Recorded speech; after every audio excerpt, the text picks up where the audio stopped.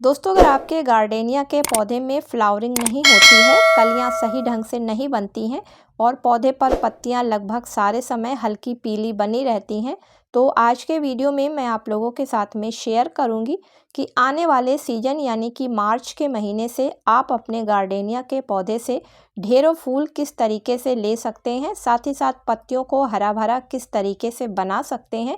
इसके लिए आपको किन फर्टिलाइजर्स का इस्तेमाल करना है, साथ ही साथ नर्सरी से लाए गए गार्डेनिया के पौधे को लगाने के लिए किस तरीके की सॉइल मिक्सचर को तैयार करना है। नमस्कार दोस्तों, आप सभी का अपने ही चैनल पर एक बार फिर से स्वागत है। तो चलिए वीडियो को स्टार्ट करते हैं।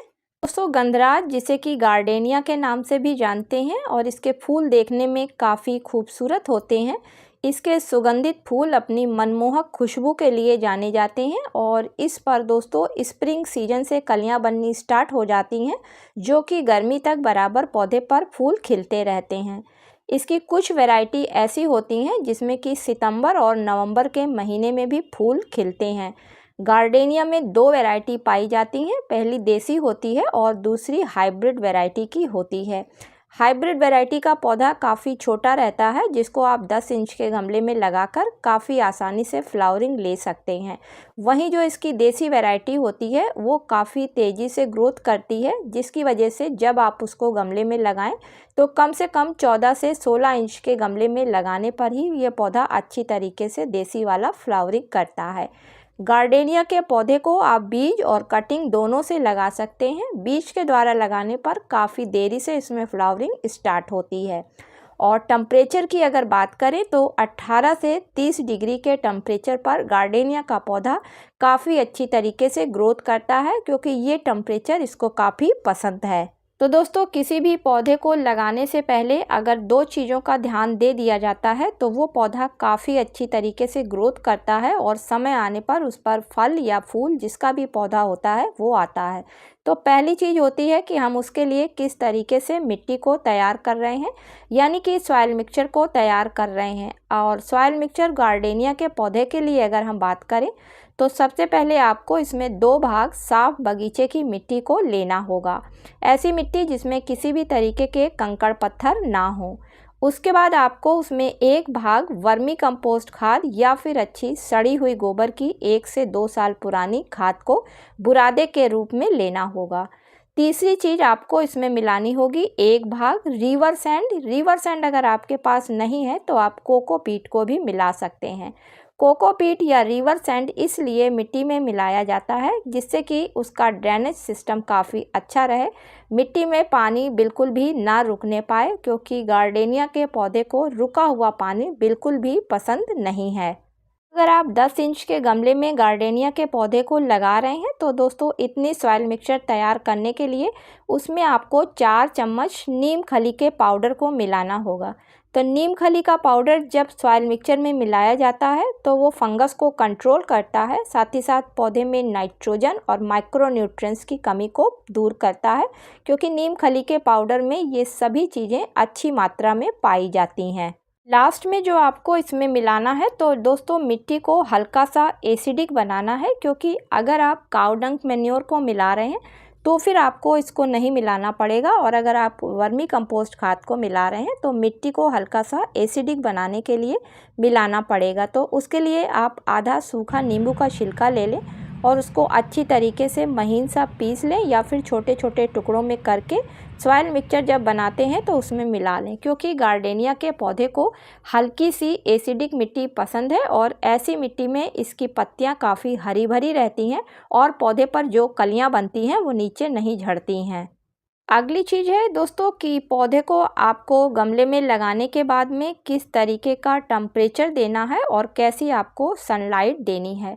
तो दोस्तों इसको डायरेक्ट सनलाइट में नहीं रखा जाता है। डायरेक्ट सनलाइट में रखने से गार्डेनिया का पौधे की पत्तियां जो होती हैं वो जलने लगती हैं, जो कलियां बन रही होती हैं वो नीचे काली होकर गिर जाती हैं और पौधे की पत्तियां हल्के पीले रंग की हो जाती हैं। इसलिए हमेशा इसको आंशिक धूप वाली जगह पे रखा जाता है। तेज़ धूप से इसको पौधे को बचाना होता है। तरीके से अगर टेम्परेचर की बात करें तो दोस्तों 30 डिग्री टेम्परेचर तक इस पर काफ़ी अच्छी तरीके से फ्लावरिंग स्टार्ट रहती है। लेकिन जैसे ही 30 डिग्री के ऊपर टेम्परेचर जाने लगता है तो पौधे पर जो कलियां बन रही होती हैं या तो वो नीचे गिरने लगती हैं या तो फिर वो पूरी तरीके से फूल में नहीं बदल पाती हैं। इस वजह से इसको आंशिक छाया वाली जगह पे रखना होता है और इतना टेम्परेचर देना होता है, तभी पौधे पर पूरी तरीके से फ्लावरिंग होती है। गार्डेनिया के पौधे के लिए अगर पानी की बात करें तो गार्डेनिया के पौधे को मिट्टी में नमी और ह्यूमिडिटी काफ़ी पसंद है। तो मिट्टी में हमेशा नमी को बनाकर रखना होता है, क्योंकि अगर इसकी मिट्टी ड्राई हो जाती है तो तुरंत इसकी पत्तियां पीली पड़ने लगती हैं और जो कलियां बन रही होती हैं वो नीचे गिरने लगती हैं। इसी तरीके से अगर ह्यूमिडिटी की बात करें तो दोस्तों सुबह और शाम अगर इसको पानी से अच्छी तरीके से नहलाया जाता है तो पौधे की पत्तियाँ काफ़ी हरी चमकदार रहती हैं और जो कलियाँ बन रही होती हैं वो कलियाँ नीचे झड़ती नहीं हैं। लास्ट में चलिए बात करते हैं कि गार्डेनिया के पौधे से अच्छी फ्लावरिंग लेने के लिए आपको कौन सी फर्टिलाइज़र देनी होती है। तो सबसे पहले आपको गमले की मिट्टी की अच्छी तरीके से गुड़ाई कर लेनी होगी। जो भी खरपतवार हों, जो भी सूखी पत्तियां पौधे पर हों या ऐसे कोई डालियां हों जो पौधे पर अब नहीं ज़रूरत है पौधे को, तो उन सभी चीज़ों को पौधे पर से हटा देना है खाद देने से पहले। उसके बाद आपको जो खाद पहली लेनी है वो है वर्मी कंपोस्ट खाद। तो 10 इंच के गमले के लिए आपको लगभग 100 ग्राम के करीब वर्मी कंपोस्ट खाद को लेना है। तो वर्मी कंपोस्ट खाद में नाइट्रोजन, फास्फोरस, पोटेशियम के साथ साथ ऐसे माइक्रो न्यूट्रिएंट्स पाए जाते हैं जो कि गार्डेनिया के पौधे को देने से पौधे में नाइट्रोजन की कमी पूरी होती है, जिसकी वजह से पौधे की पत्तियां हरी भरी रहती हैं, साथ ही साथ पौधा काफ़ी मजबूत बना रहता है। दूसरी चीज़ आपको इसमें लगभग 2 छोटे चाय के चम्मच नीम खली का पाउडर लेना है। तो दोस्तों नीम खली का पाउडर देने से मिट्टी में किसी तरीके का फंगस वगैरह नहीं लगता है, साथ ही साथ नीम खली के पाउडर में भी नाइट्रोजन की अच्छी परसेंटेज पाई जाती है, जिसकी वजह से पौधे पर जो पत्तियाँ होती हैं वो काफ़ी हरी भरी रहती हैं। क्योंकि गार्डेनिया के पौधे में नाइट्रोजन की बहुत जल्दी कमी हो जाती है और जैसे ही कमी होती है तो आपने देखा होगा कि पत्तियां जो होती हैं वो हल्के पीले रंग की होने लगती हैं। इसलिए फर्टिलाइज़र के रूप में आपको पोटेशियम की ज़रूरत पड़ेगी, क्योंकि जब पोटेशियम पौधे को पहुंचता है तो पौधे पर फ्लावरिंग जल्दी और अच्छी तरीके से होती है। तो उसके लिए आप 2 केले के छिलके ले लें, उनको अच्छी तरीके से सुखाकर छोटे छोटे टुकड़ों में कट कर उसके बाद पीस लें, या फिर महीन से टुकड़े हों तो डायरेक्ट आप उसको सॉइल मिक्सचर में भी मिला सकते हैं। चौथी फर्टिलाइज़र के रूप में आपको 1 चम्मच सीवीड ग्रेन्यूल्स के दानों को लेना होगा। तो दोस्तों इसमें नाइट्रोजन, फास्फोरस, पोटेशियम के साथ साथ आयरन, मैग्नीशियम, जिंक जैसे भी पोषक तत्व पाए जाते हैं जो कि पौधों की पत्तियों को पीला होने से रोकते हैं। इसी के साथ में मिट्टी को हल्का सा एसिडिक बनाते हैं और गार्डेनिया के पौधे को हल्की सी एसिडिक मिट्टी पसंद है।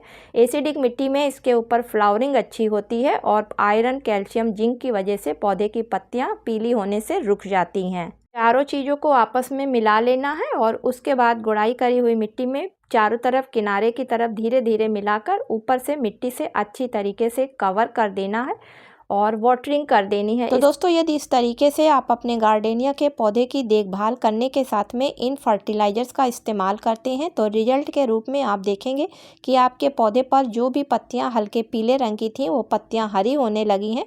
साथ ही साथ आपके सीजन आने पर आपके गार्डेनिया के पौधे में कलियाँ बननी भी शुरू हो गई हैं। तो दोस्तों उम्मीद करती हूँ कि आज का वीडियो आप लोगों को पसंद आया होगा। यदि पसंद आया हो तो इसे लाइक और शेयर करें, और चैनल पर पहली बार विजिट कर रहे हैं, वीडियो पसंद आ रहा है तो चैनल को सब्सक्राइब करें। मिलती हूँ किसी अगले वीडियो में किसी नई जानकारी के साथ में। तब तक के लिए दोस्तों हैप्पी गार्डनिंग।